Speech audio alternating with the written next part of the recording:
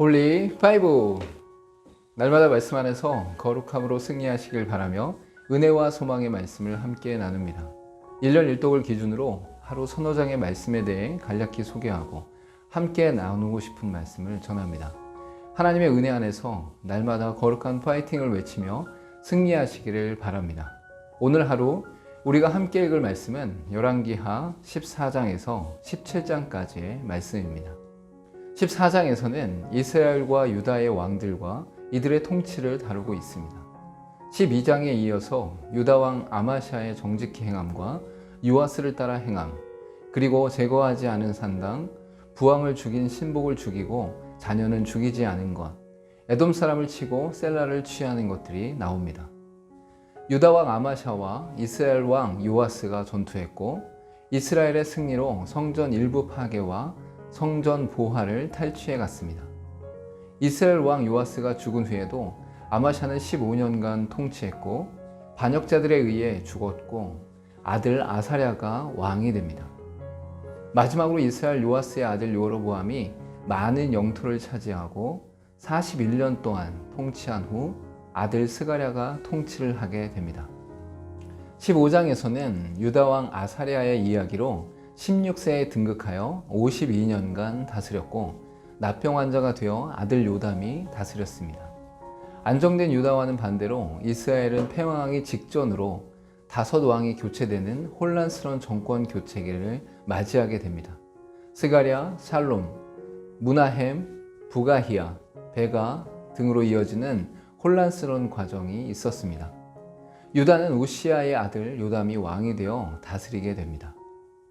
16장에서는 요담의 아들 아하스가 12대 왕이 되었는데 정직히 행하지 않았습니다. 또한 자식을 불로 지나게 했다고 나오는데 이는 이방신 몰렉에게 제물로 바쳐졌음을 의미합니다.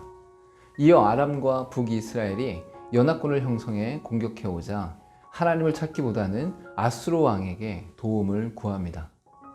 아수르 왕을 만나기 위해 다메섹으로 갔을 때 우상 제단의 구조와 제도의 양식을 제사장에게 그대로 만들게 합니다.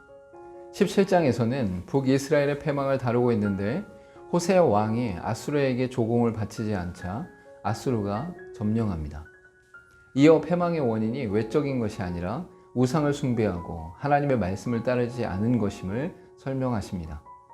아수르는 이주 정책을 통해 혈통과 문화와 종교가 혼재하도록 하였으며 여호와를 경외하는 것뿐만 아니라 다양한 우상들을 섬기게 했습니다.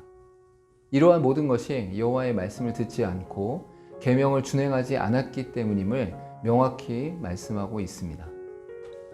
오늘 읽은 말씀 중에서 함께 나누고 싶은 말씀은 열왕기하 17장 7절과 8절의 말씀입니다. 이 일은 이스라엘 자손이 자기를 애굽 땅에서 인도하여 내사 애굽의 왕 바로의 손에서 벗어나게 하신 그 하나님 여호와께 죄를 범하고 또 다른 신들을 경외하며 여호와께서 이스라엘 자손 앞에서 쫓아내신 이방 사람의 규례와 이스라엘 여러 왕이 세운 율례를 행하였음이라. 북이스라엘의 멸망이 외적으로는 호세아 왕이 아수르에게 조공을 바치지 않아 아수르가 공격한 것이었지만 내적으로는 하나님께 죄를 범하여 경외하지 않고 우상을 섬기며 이방 사람들의 규례를 쫓았기 때문이라고 말씀합니다. 북이스라엘은 끊임없이 여로보암의 악한 길을 따라 행했으며 여호와를 섬기지 않고 우상들을 섬겼습니다. 여호와의 말씀이 선지자를 통해 지속적으로 전해졌음에도 불구하고 목이 곧아져서 여호와의 말씀을 듣지 않고 명령을 버렸습니다.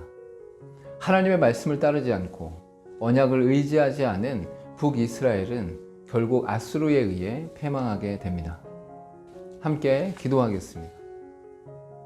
하나님의 선택한 은혜 안에서 말씀에 순종하며 하나님 나라를 살게 하시고 오직 여호와만을 경외하며 정직히 행하고 성령의 인도하심을 따라 하나님의 사람으로 살게 하옵소서. 예수님의 이름으로 기도하옵나이다. 아멘.